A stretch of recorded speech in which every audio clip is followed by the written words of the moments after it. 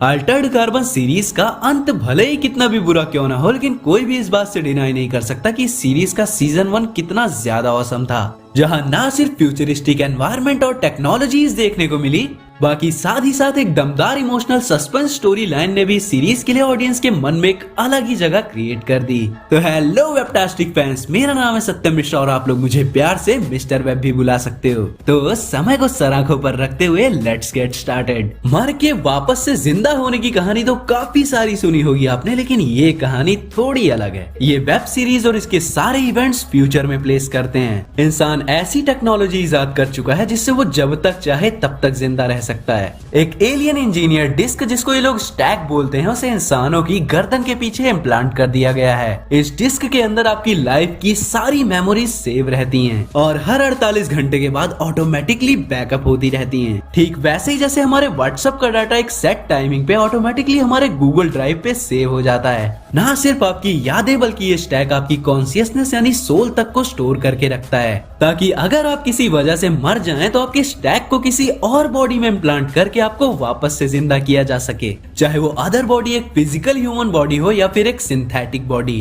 किसी को कोई फर्क नहीं पड़ता। स्टैक को जिस भी नई बॉडी में डाला जाता है उसे ये लोग स्लीव बोलते हैं और इस पूरे बॉडी चेंजिंग प्रोसेस को रीस्लीविंग। अब यहाँ पे ध्यान देना भूलना मत कि स्टैक वो डिस्क या डिवाइस है जिसमें आपकी मेमोरीज और सोल को स्टोर करके रखा जाता है, और स्लीव वो अनऑर्गेनिक बॉडी होती है जिनमें इन स्टैक्स को इम्प्लांट करके इंसानों को वापस से जिंदा किया जाता है। अच्छा, आप में से कई सारे लोगों ने ब्लैक मिरर का सैन जुनिपेरो नाम का एपिसोड तो जरूर देखा होगा। उसमें भी बिल्कुल ऐसा ही कॉन्सेप्ट यूज हुआ था, लेकिन उसमें क्या था कि इंसान सिर्फ वर्चुअल रियलिटी में जिंदा रह सकता था, ना कि असल जिंदगी में। मगर अल्टर्ड कार्बन सीरीज में आपको एक्चुअल में एक बॉडी मिलती है आपकी असल जिंदगी के लिए। हाँ, मगर इस सीरीज में वर्चुअल रियलिटी का यूज इंसानों को टॉर्चर करने के लिए जरूर किया गया है, और टॉर्चर भी ऐसे कि बड़ी से बड़ी विल पावर रखने वाला बंदा भी टूट जाए। अब इस वर्चुअल टॉर्चर में एक्चुअल में आपके शरीर को कोई नुकसान नहीं पहुंचता, मगर दिमागी तौर पे वो आपको इतना तोड़ देंगे कि आप उन्हें सच बताने पे मजबूर हो जाओगे। एक्चुअली स्टार्टिंग में स्टैक टेक्नोलॉजी को इसलिए बनाया गया था ताकि समाज में साइंटिफिक रेवोल्यूशन लाया जा सके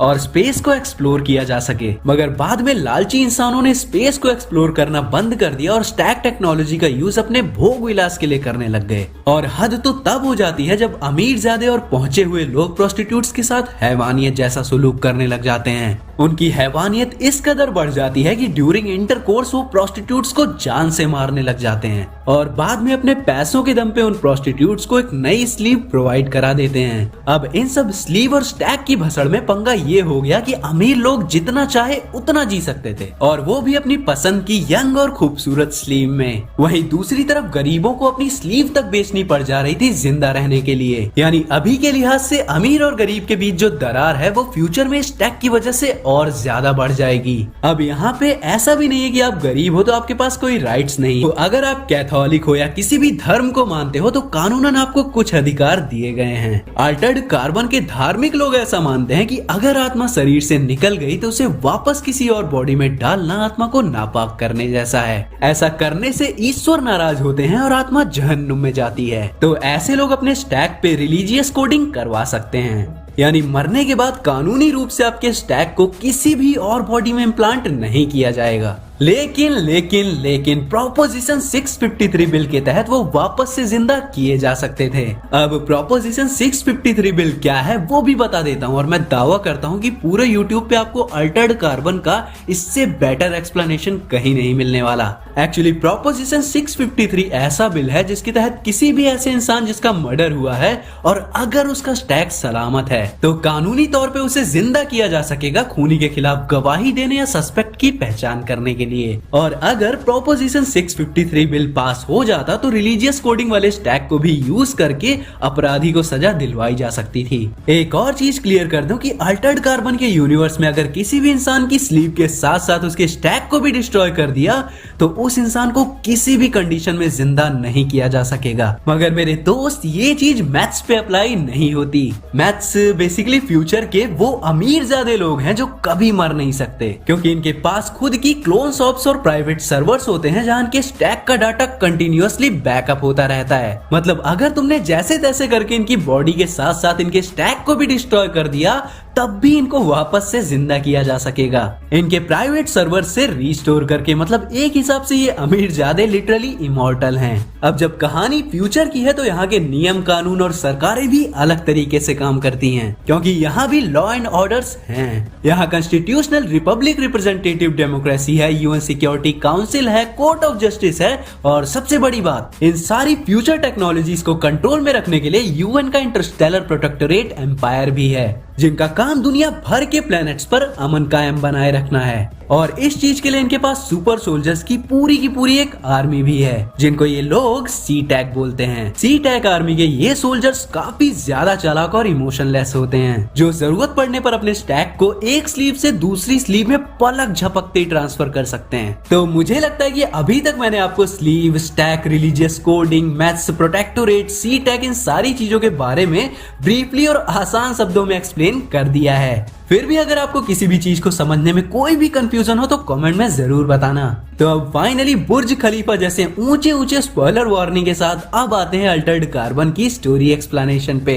और यही तो खूबसूरती है इस वेब सीरीज की साहब, इसमें गैजेट और टेक्नोलॉजी स्टोरी को ओवरशैडो नहीं करते। ताकेशी कोएच जो हमारी कहानी का लीड हीरो है, उसका बचपन काफी डार्क था, क्योंकि इसका बाप अल्कोहलिक था और इन सब को मारा करता था। और एक दिन तो ताकेशी के बाप ने इसकी माँ को मारते मारते जान से मार डाला। और यहाँ पे पानी ताकेशी के सर के ऊपर चला जाता है और वो अपने बाप को जान से मार देता है। अब ताकेशी को प्रोटेक्टोरेट वाले वर्चुअल रियलिटी में लाते हैं पूछताछ के लिए, मगर इसके जज्बे को देखते हुए इसे सी टैग आर्मी में शामिल होने के लिए वो लोग मैनिपुलेट कर लेते हैं। इस तरह ताकेशी और उसकी बहन अलग हो जाते हैं। एक दिन प्रोटेक्टोरेट के एक मिशन के दौरान सालों बाद ताकेशी की मुलाकात उसकी बहन रैलीन से होती है, जो याकुजा नाम की एक गैंग के अंडर काम कर रही होती है। अब यहाँ ताकेशी अपनी बहन को बचाने के लिए अपने ही सी टैग आर्मी के लोगों को जान से मार देता है और बागी बन जाता है। छुपते छुपाते इन दोनों भाई बहन की मुलाकात होती है कैलरिस्ट फाल्कनर और उसके रेबेलियन ग्रुप से,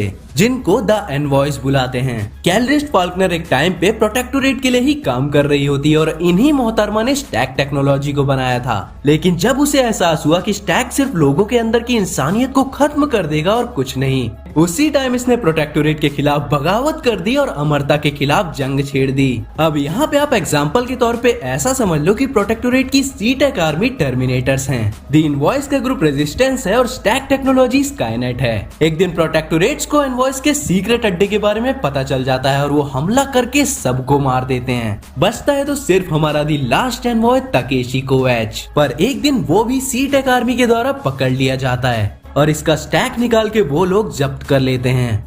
अब 250 साल बाद ताकेशी को वापस से जिंदा किया जाता है। एक्चुअली ताकेशी को एक अमीर ज्यादा मैथ लॉरेंस बैंक्रॉफ्ट जिंदा करवाता है, क्योंकि किसी ने उसका मर्डर कर दिया होता है, वो भी उसके स्टैक के बैकअप होने से ठीक पहले। यानी इसको घंटा नहीं पता कि इसको मारा किसने। और इसी गुत्थी को सुलझाने के लिए बैंक्रॉफ्ट ताकेशी को जिंदा करवाता है, क्योंकि ताकेशी वो आखिरी इनवॉय होता है जो जिंदा बच गया था। और सीरीज के अकॉर्डिंग एनवॉयस के अंदर डिटेक्टिव्स वाले ऑसम स्किल्स होते हैं और इनकी विल पावर और काम करने का तरीका सबसे बेस्ट होता है। लॉरेंस बैंक्रॉफ्ट ताकेशी को ऑफर करता है कि वो उसके कातिल को ढूंढे और बदले में वो उसे मालामाल कर देगा और साथ में इस नई स्लीव में जीने की आजादी भी। अब अगर ताकेशी इस ऑफर को ठुकरा देता तो उसके स्टैक को वापस से निकाल के स्टोर कर दिया जाता। सो ही हैड नो चॉइस। अब ताकेशी अपनी छानबीन स्टार्ट करने के लिए एक टोटली एआई फीचर्ड होटल में जाके रुकता है, जिसका ओनर पो खुद एक एआई है। और कसम से पो का कैरेक्टर एक एआई होने के बाद भी आपका दिल जीत लेगा। और यही खासियत होती है एक अच्छे शो की, कि वो आपको ऐसे कैरेक्टर से भी प्यार करने पर मजबूर कर देगा जो एक्चुअल में ह्यूमन तक भी नहीं है। एग्जाम्पल के तौर पे गेम ऑफ थ्रोन्स में ड्रैगन्स की डेथ आपको ह्यूमंस की डेथ से भी ज्यादा इमोशनल लगेगी। अब ताकेशी जिस स्लीव में जिंदा है वो हाल ही में मरे एक पुलिस ऑफिसर की होती है, जिसकी पार्टनर या कहे गर्लफ्रेंड ताकेशी की बहुत हेल्प करती है लॉरेंस बैंक्रॉफ्ट का केस सुलझाने में। सीरीज में ताकेशी के बहुत दोस्त बनते हैं और साथ ही साथ दुश्मन भी। और इसी जर्नी में तकदीर एक बार फिर ताकेशी और उसकी बहन रे को मिला देती है। मगर सीरीज में आगे पता चलता है कि इस फैमिली रीयूनियन में तकदीर का हाथ नहीं बल्कि उसकी बहन की ही साजिश होती है। यहाँ ये भी रिवील होता है कि आज से 250 साल पहले रे ने ही प्रोटेक्टोरेट को एनवॉयस के सीक्रेट अड्डे के बारे में बताया था। जिसकी वजह से मासूम बच्चों सहित पूरे रेबेलियन ग्रुप को मार दिया गया था। अब रेलिन के ऐसा करने के पीछे दो बड़े रीजंस थे। सबसे पहला तो ये कि रेबेलियंस को पकड़वाने के बदले उसे मैथ्स बना दिया जाता, जिससे वो और उसका भाई ताकेशी पूरी जिंदगी आराम से गुजार सकते थे। और दूसरा ये कि कैलरिस्ट, फाल्कनर और ताकेशी के बीच की नजदीकियां उसे बिल्कुल पसंद नहीं थी। एक्चुअली ताकेशी की बहन रे प्रेजेंट टाइम में मैथ्स के लिए हेड इन द क्लाउड्स में डार्क प्रोस्टिट्यूशन का बिजनेस चला रही होती है और रिलीजियस कोडिंग का मिस यूज करके प्रोस्टिट्यूट्स के मर्डर्स पर पर्दा डाल रही होती है। इसी ने लॉरेंस बैंक्रॉफ्ट की वाइफ की हेल्प से लॉरेंस को एक ड्रग दिया था, जिसकी वजह से लॉरेंस बैंक्रॉफ्ट पूरी तरह से मेंटली अनस्टेबल हो गया था। इतना ज्यादा कि ड्यूरिंग सेक्स उसने एक प्रोस्टिट्यूट को जान से मार के उसका स्टैक तक तोड़ दिया था। और इसी डार्क मेमोरी को अपने दिमाग से निकालने के लिए लॉरेंस ने खुद अपना भेजा उड़ा लिया था। Case solve my Lord. वो रे ही थी जिसने बैंक्रॉफ्ट को मैनिपुलेट करके ताकेशी को वापस जिंदा करवाया था।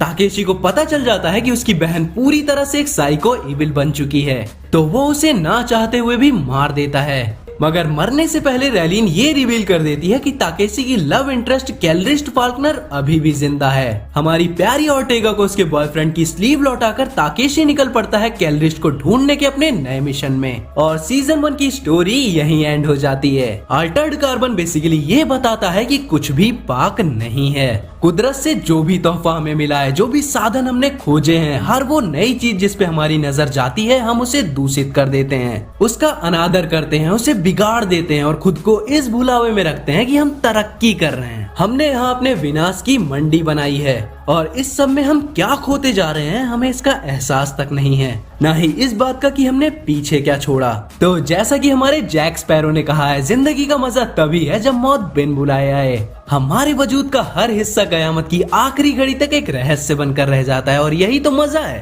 तो अल्टर्ड कार्बन के दोनों ही सीजन नेटफ्लिक्स पे हिंदी में अवेलेबल हैं। तो अभी तुम लोगों को बस एक छोटा सा टास्क देता हूँ, तो अगर ये वीडियो 2K व्यूज क्रॉस कर जाता है तो मैं इसके सीजन 2 का भी एक्सप्लेनेशन बहुत जल्द बना दूंगा। तो अब सब कुछ तुम्हारे ऊपर है। तो मैं मिलता हूँ आपसे अगले वीडियो में, तब तक के लिए बी फैंटास्टिक।